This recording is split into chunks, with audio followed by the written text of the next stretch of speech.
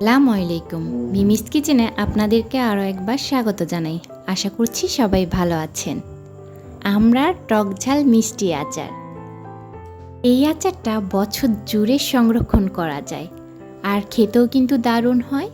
কম মশলা কম তেলে কিভাবে এই আচারটা তৈরি করে নেবেন সেই রেসিপিটাই আপনাদের সাথে শেয়ার করব। আজকে এই আমড়ার আচার তৈরি করার জন্য আমি এখানে 1 কেজি আমড়া নিয়ে নিয়েছি। আপনারা চাইলে বাড়িয়ে কমিয়ে নিতে পারেন। আমড়াগুলোকে আমি আঁটি সহই কেটে নিয়েছি আর এই আমড়াগুলোকে তারপর আমি পানি দিয়ে ধুয়ে একটা চালনি করে রেখে দিয়েছি। চুলায় একটা কড়াই বসিয়ে এর মধ্যে আমি দিয়ে দিচ্ছি 1/2 কাপ পরিমাণ তেল। আর এই আচারটা তৈরি করতে কিন্তু বেশি তেলের প্রয়োজন হয় না। এর মধ্যে দিয়ে দিচ্ছি কিছু রসুনের কোয়া। আমি এই কোষাগুলোকে ভালো করে আর কি চিকন করে কেটে নিয়েছি। রসুনটা যখন ভাজা হয়ে আসবে তার মধ্যে দিয়ে দিচ্ছি 3টা শুকনো মরিচ আর দিয়ে দিচ্ছি 1 চা চামচ পাঁচফোড়ন। আর এই পাঁচফোড়নটা কিন্তু আমি আস্তই দিয়ে দিয়েছি। এবার এই সব কিছুকে আমি তেলের সাথে 1 মিনিটের মতো ভেজে নেব। আর চুলার আঁচটা কিন্তু মিডিয়াম হিটেই রাখতে হবে। যখন এই ভাজাটা হয়ে যাবে তখন আমি এর মধ্যে দিয়ে দিচ্ছি সেই কেটে ধুয়ে রাখা আমড়াগুলোকে।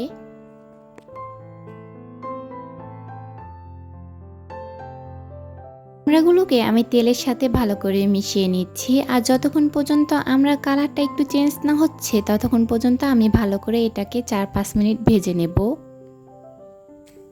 এখন এর মধ্যে দিয়ে দিচ্ছি 1 কাপ পরিমাণ চিনি। এই চিনিটা গলে গিয়ে কিন্তু আমড়াটা সিদ্ধ হয়ে যাবে। এখানে আমি আর কোনো পানি ব্যবহার করব না। এখন চিনির সাহায্যে আমড়াগুলোকে ভালো করে মিক্স করে নিচ্ছি।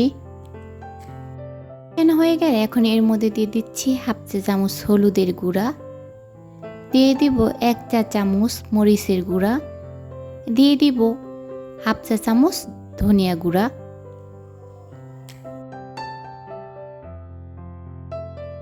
এখন এই সব কিছুকে আবার ভালো করে আমি একসাথে ভালো করে মিশিয়ে নিচ্ছি।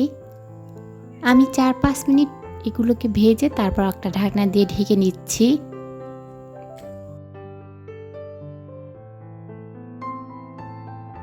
5 মিনিট পর ঢাকনাটাকে খুলে এখন দিয়ে দিচ্ছি 1 চা চামচ লবণ আর দিয়ে দিব 2 টেবিল চামচ ভিনেগার। এই ভিনেগার দেওয়ার কারণেই কিন্তু আমড়ার আচারটাকে দীর্ঘ সময় আপনারা সংরক্ষণ করে রাখতে পারবেন। আমি আবার সব কিছুকে একটা ঢাকনা দিয়ে ঢেকে রেখে দিচ্ছি যতক্ষণ পর্যন্ত আমড়াটা সিদ্ধ হয়ে আসে। এটা কিন্তু সিদ্ধ হয়ে এসেছে। এখন দিয়ে দিচ্ছি ভাজা পাঁচফোড়নের গুঁড়া। এখন আমি সব কিছুকে আবারও ভালো করে মিক্স করে নিচ্ছি। খুব সহজেই কিন্তু তৈরি হয়ে গেল দারুণ মজার এই আমড়ার আচার। আর এই আচারটা কিন্তু আপনারা বছর জুড়ে সংরক্ষণ করতে পারেন।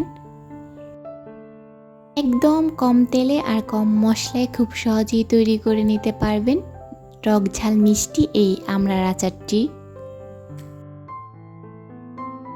ফুরিয়ে যাওয়ার আগে একবার হলো বাসায় বানিয়ে দেখতে পারেন মজার এই দারুণ এই আচারটি। তাহলে রেসিপিটা ভালো লাগলে প্লিজ চ্যানেলটাকে সাবস্ক্রাইব করে পাশে থাকা বেল বাটনটি অন করে রাখতে পারেন। ভালো থাকবেন, সুস্থ থাকবেন, মিমিস কিচেনের সাথেই থাকবেন। আর রান্না তো সহজ হয় দরকার, তাই না?